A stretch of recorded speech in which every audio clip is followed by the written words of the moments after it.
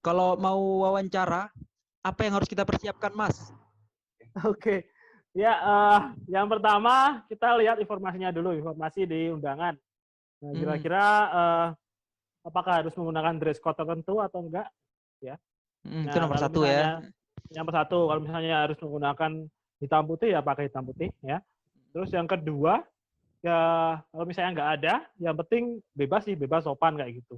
Pakai sepatu, pakai celana, ya, terus pakai baju yang rapi kayak gitu, berkerah kayak gitu ya. Ya, nah itu yang pertama. Yang penting kelihatan sopan kayak gitu. Jangan pakai kaos oblong kayak gitu, jangan. Nah, itu yang pertama. Nah, terus yang kedua, nah kita lihat jamnya nih, jam berapa. Nah, kalau misalnya interview jam 9 harus pastikan jam setengah 9 harus sudah sampai di lokasi kayak gitu.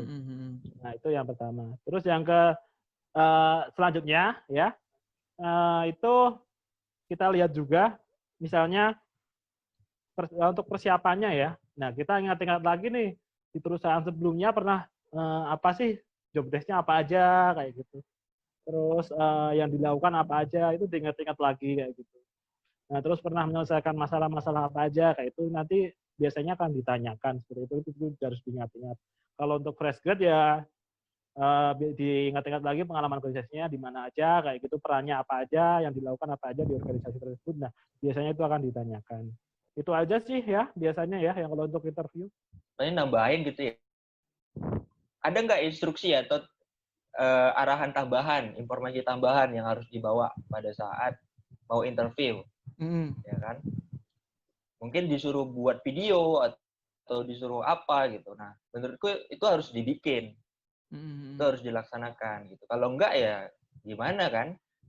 Berarti nanti ujung-ujungnya gini nih biasanya. Aduh Pak, saya lupa.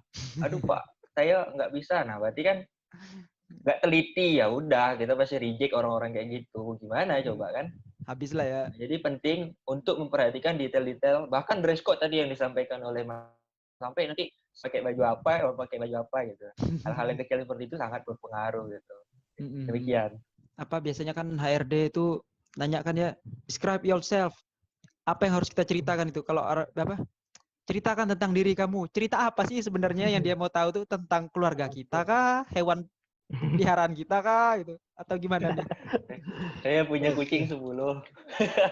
Ada ceritanya kan gitu, yang diceritain malah apa gitu. Oke. Mungkin tak jawab ya Mas Andi. Oke. Ya, itu tadi itu kalau saat interview ya berarti ya, yang perlu disampaikan apa aja ya. Biasanya nah ini sekalian tips juga ya, tips bagi misalnya kami ya, pengalaman kami kalau misalnya interview seorang misalnya ini ya, pelamar ya. Nah, kalau misalnya biasanya kita menanyakan misalnya untuk perkenalan. Nah, itu biasanya yang bagus saat kita tanya perkenalan, dia udah detail menjelaskan secara detail. Mulai dari nama, terus pendidikannya kapan aja, pengalaman pendidikannya di mana aja, pendidikan terakhir dan lain-lain. Terus pengalaman kerja yang dilakukan apa aja di satu perusahaan sebelumnya apa. Nah, kalau orang yang keterampilan komunikasi yang baik, dia akan sedetail itu dia menyampaikan, dan itu biasanya akan menjadi poin plus buat kita ya. Soalnya beberapa pelamar kalau ditanya kadang bingung nih. Misalnya silakan perkenalkan diri Anda, yang ditanyakan yang dijawab cuma nama, itu tanggal lahir udah, asal udah. Padahal itu bisa menjadi peluang buat pelamar untuk mendapatkan nilai yang lebih baik kayak gitu dari cara menyampaikan itu tadi, apa komunikasi apa aja yang disampaikan kayak gitu. Terus yang penting saat interview itu tidak kelihatan grogi sih, santai aja sih ya. Tetap lawan bicaranya, kalau misalnya HD ya HD, terus ruangan ya permisi dulu, salaman kayak gitu. Nah, itu basic sih ya, harusnya semua sudah paham ya kayak gitu ya. Kalau dari Mas Samsul? Samsul mungkin tambahan. Tadi nambahan ya.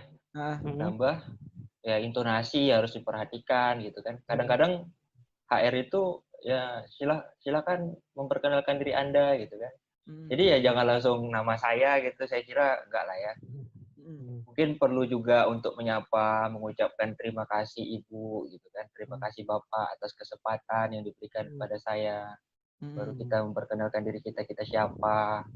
asalnya dari mana, mungkin sedikit review pendidikan atau pengalaman-pengalaman yang pokoknya itu adalah kesempatan kita untuk memperkenalkan diri kita kepada kepada rekruter, siapa sih diri kita gitu. Jangan kagok lah gitu ya. Apa ya namanya?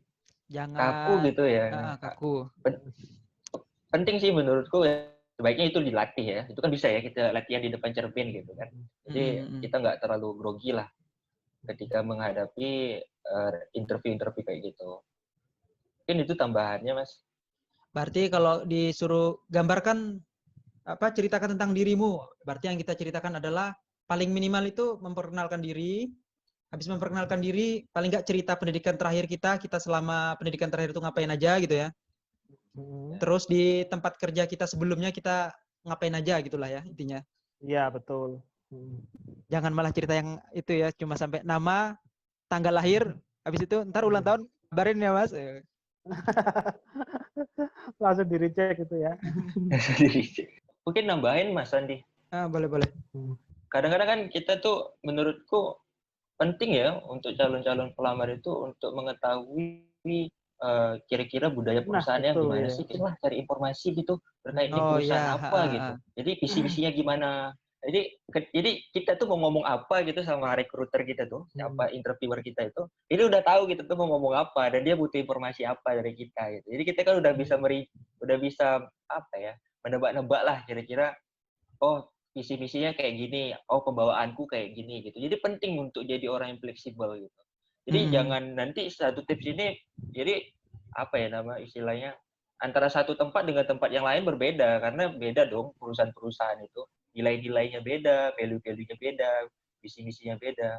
Jadi menguasai atau mengetahui tentang latar belakang perusahaan yang ingin kita lamar, itu budaya seperti apa, itu udah satu langkah kemajuan yang bagus gitu. Setidaknya kita bisa menempatkan diri kita dengan tepat. Karena nanti kan pasti ditanya ya, kamu tahu perusahaan ini? Nanti ditanya, tahu produk-produknya gitu ya Kak? Ya, bisa jadi kan seperti itu. Benar-benar. Jadi kepo, istilahnya kepo lah. Jadi tinggal di-search, cari tentang perusahaannya bergerak di bidang apa dan bagaimana. Biasanya kan masing-masing perusahaan itu punya profil ya di websitenya. Ya, kan lucu aja gitu kan. Kita mau tanda kutip jual jasa kita ke sebuah perusahaan gitu. Tapi kita nggak tahu nih kita masuk kemana gitu kan lucu gitu kan. Ya, berbahaya sekali untuk hal-hal yang kayak gitu.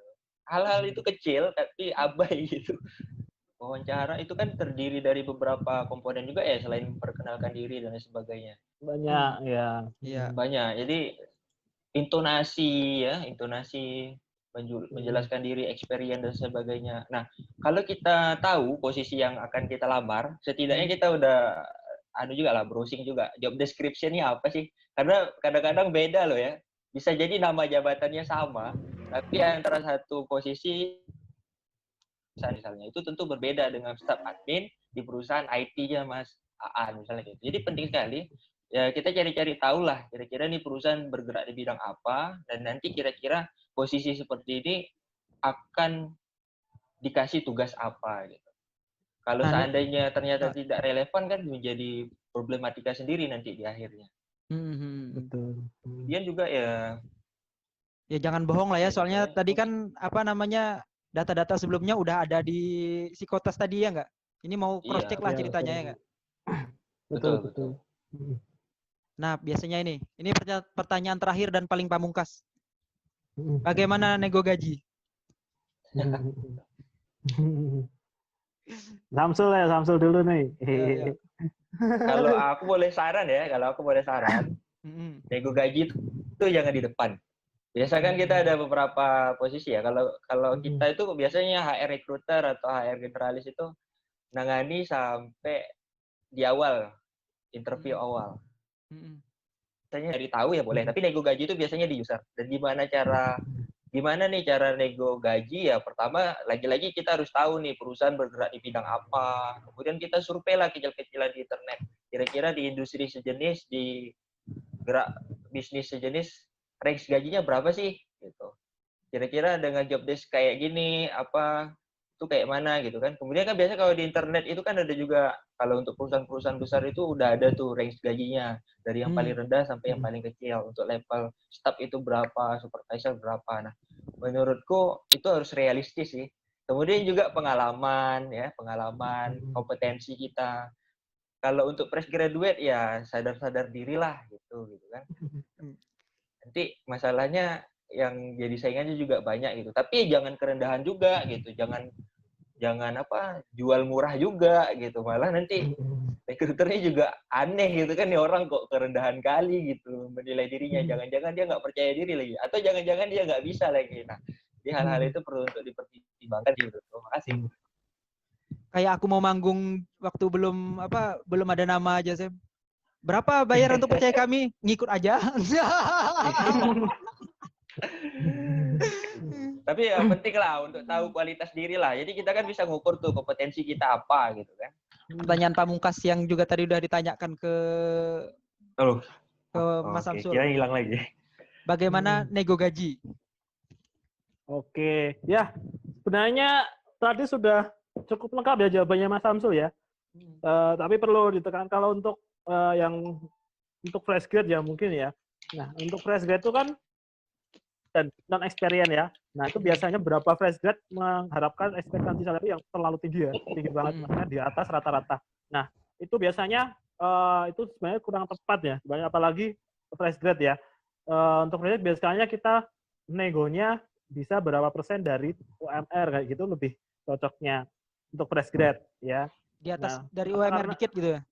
Ya betul, bisa 20% dari di atas UMR, atau tapi jangan terlalu tinggi-tinggi juga ya. Kalau tinggi-tinggi juga ya kadang recruiter juga ilfil juga, nih baru fresh grad mintanya segini kayak gitu. Ada nggak tahu diri ya kayak gitu. Nah, kayak gitu. Nah itu. Jangan-jangan kalah lagi gaji recruiter ya. Betul.